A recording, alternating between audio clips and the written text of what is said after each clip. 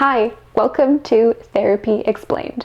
My name is Deniss and I'm the therapist of color for people of color. Today we're going to be talking about the parentified child.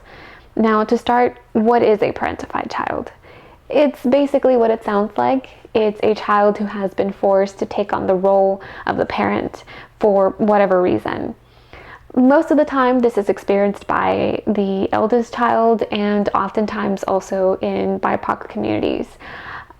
Usually what this looks like is you would have had to take on bills, taking care of younger siblings, doing chores around the house like cooking, laundry, and sometimes even taking care of your parent. The thing about being a parentified child is that your childhood is stolen from you.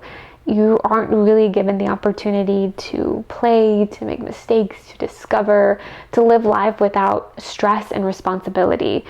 A parentified child learns very quickly to take care of other people, but the downside of that is that the parentified child forgets to take care of themselves. Now, what do we do if this sounds like this is something that you've experienced? Some things to note are to try to learn to set boundaries for yourself. Learning how to say no to things and learning how to say yes, but. The second one might be easier for you to start doing, to be able to say, yes, I will help you with this task, but do you mind trying it on your own first? Or, yes, I can help you with this task, but I'm really only available during this time and during this day. Or, yes, but I can only start it for you, or I can only finish it for you. Whatever it is that's going to feel the most comfortable for you and the most authentic for you. I'm going to have a video on boundaries, so be sure to check that out once it's up. We can talk a little bit more about how to think about boundaries, because they're not always, firm, cold no's.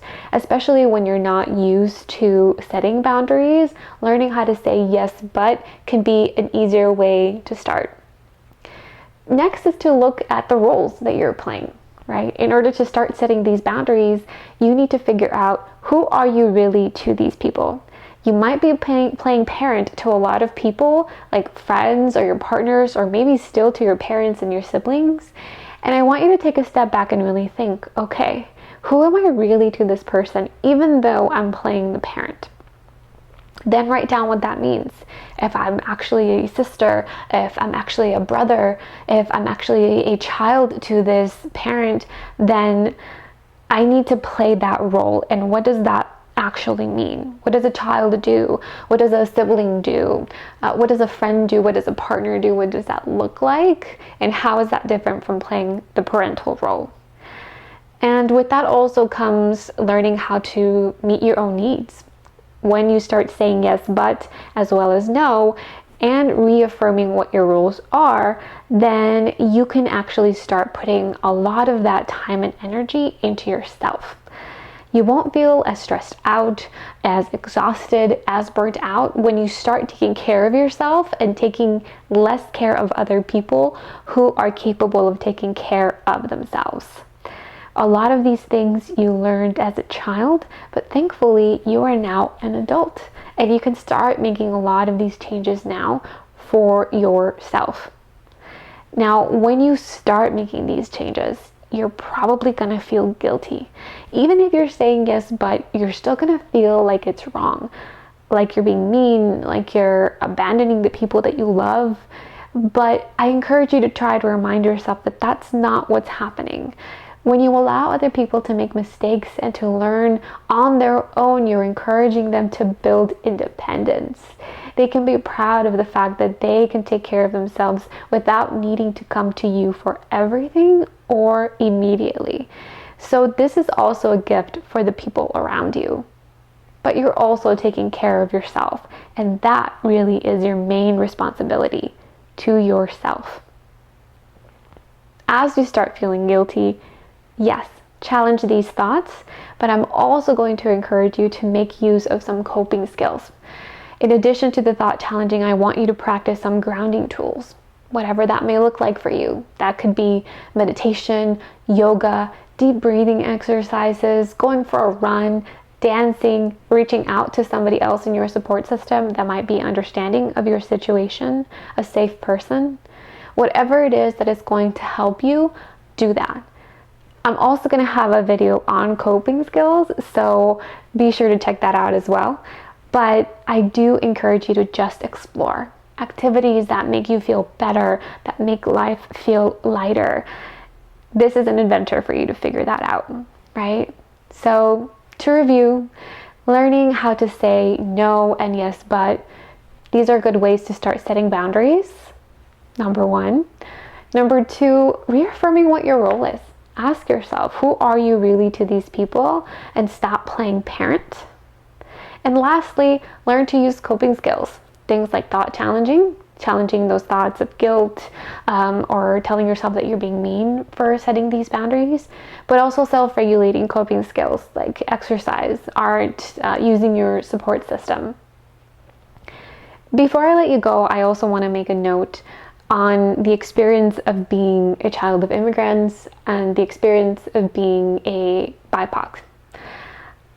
It's important to note, right, that the reason that this is so prevalent in our communities is because of the systems in place that make it so hard for our parents to be able to make ends meet, to be able to cover for all of our needs.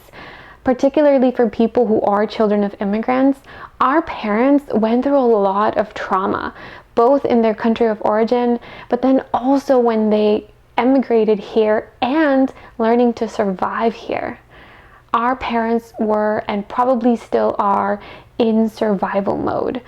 The only thing that they focused on was making sure that we had food and a roof over our heads, but that didn't leave room for our emotional needs. That meant that we had to step in and taking care of siblings or sometimes of them, right? So it's important to keep in mind that trauma plays a role in this. That being said, reasons are not excuses. Our parents had to do what they did in order to survive, in order to help the family survive. But we are no longer in survival mode. You have the possibility and the privilege to heal these wounds. That is now your responsibility. You need to do what you need to do to be able to give yourself not just the experience of surviving, but of actually living and thriving. Because this is what your parents, this is what your grandparents suffered for, so that you have the opportunity to take care of yourself. Now for a summary and a cheat sheet for today's video, be sure to check out my Instagram. I'm on Instagram at TOC Therapy. After all, I am the therapist of color.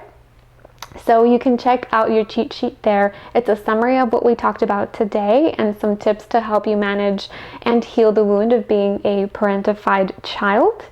And I hope to see you again soon, both here on YouTube and also on Instagram.